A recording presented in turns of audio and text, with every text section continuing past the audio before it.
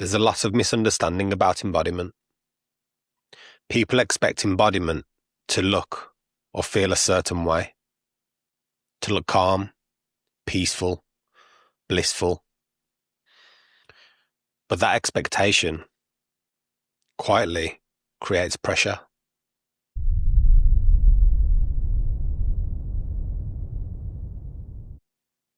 I want to try and explain as best as I can what embodiment actually is, because it's not a state. It's not something you achieve. It's not something you reach. It's not something you do. It's not permanence.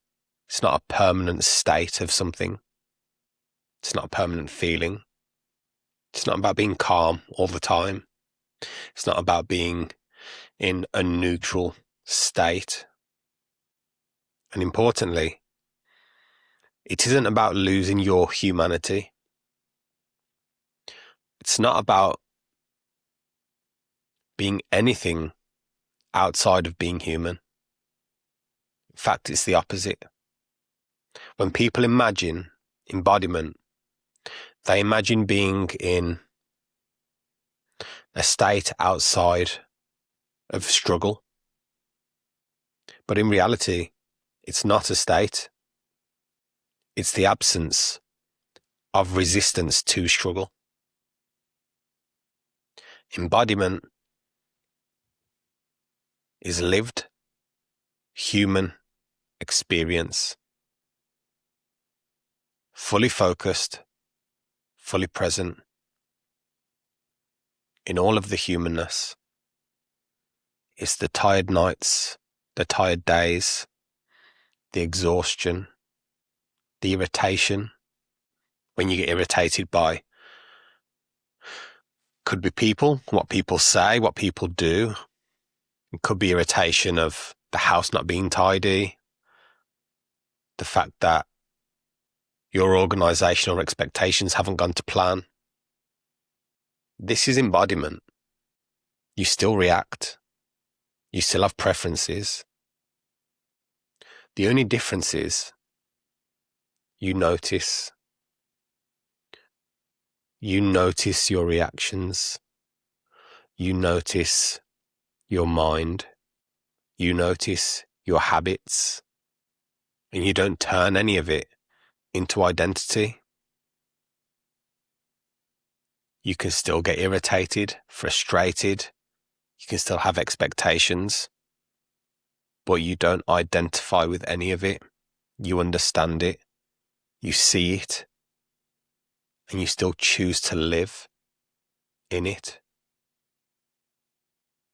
In all of that humanness. You don't panic when clarity fades away. And you don't need to fix anything. You don't need to fix the moment. You don't need to fix the frustration, the irritation, the tiredness. You just live in it. That's embodiment. It's staying with life, not hovering above or around it. Even after certain experiences, people miss this. I missed this initially for a long time because peak experiences, they cause contrast. They cause you to see more. You now see your old perspective and your new perspective. And that can create confusion. And the mind does what it always does after an experience. It tries to chase repetition. It tries to look for comfort. It tries to create stability. So your mind will naturally try to either chase this new perspective or your old perspective. It doesn't like sitting in an unknown territory, an unknown space. It needs to know that where it is, what it's looking at, what it's doing is safe, controlled, and carefully boxed within its own comfort zone.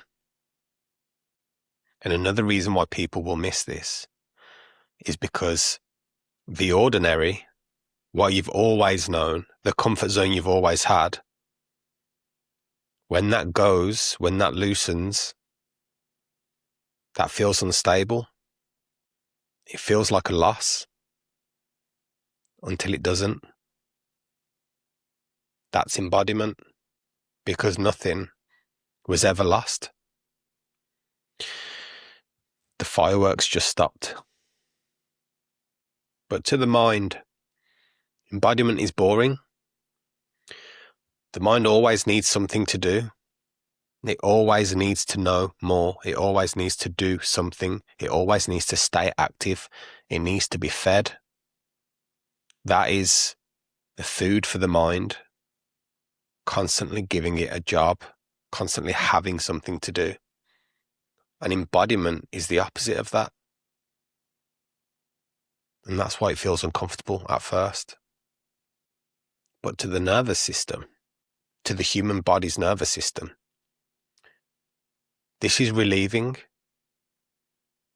slowing it right down, not needing anything to do, not needing anywhere to go. This actually feels like relief for the body, knowing that there's nothing to reach, there never was. Because embodiment isn't something to reach, it's not something to grab a hold of, it's not a state to land in. It's something to stop leaving. It's something that appears when you stop feeding the mind. It's a natural way of living. So there's no need, and there never was any need, to do anything, to control anything, to steer anything. All of that arises from one place, and that one place is what pushes you away from embodiment.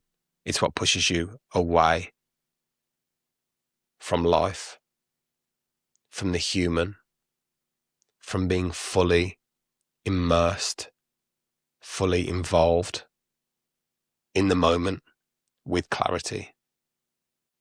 And if things feel quieter, less dramatic, simpler, that's not regression. That is life being met directly.